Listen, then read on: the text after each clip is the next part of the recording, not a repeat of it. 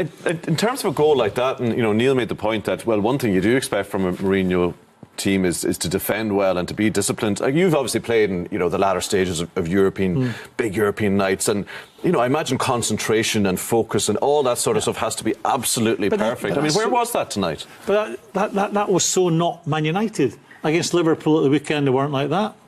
Against Chelsea the 2 weeks before that, they weren't like that. They were bang at it. I don't know. I come back to it. All right.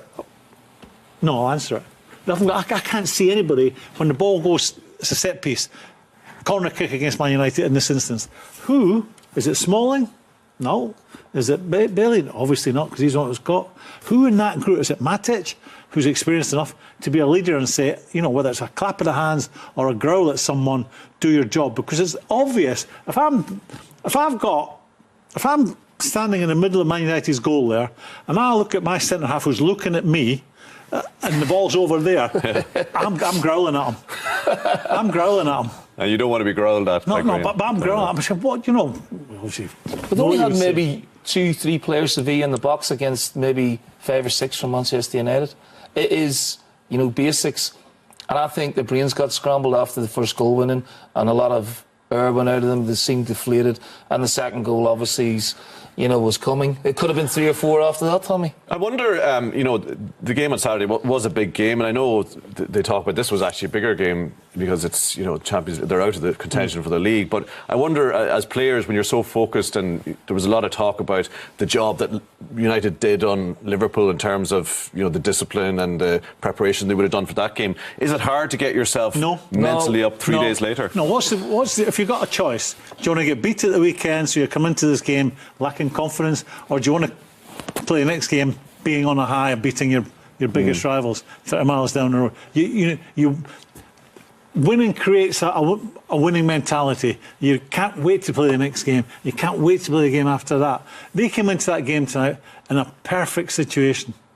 They've just beaten, they won the big derby for them. That is the biggest derby they play. Everyone's on a high. But they didn't start tonight. It's as if they just couldn't get themselves out of that third gear into fourth gear to play at a tempo with the aggression to win a big football match. And there's a lot of players have a lot to answer for tonight. I know the manager will get it in the neck, as managers always do. But some of these players have got to stand up and hold their hand up. Is that the job in any team for senior players, leadership figures, to say, right, Saturday's gone, let's get right up Tommy, to where we were? You go from one big game to another. That's all you want to do in football. You don't really have to do much preparation between the games. They played Saturday morning. They've had a great win, recover Sunday, do a little bit of work on the training ground on Monday.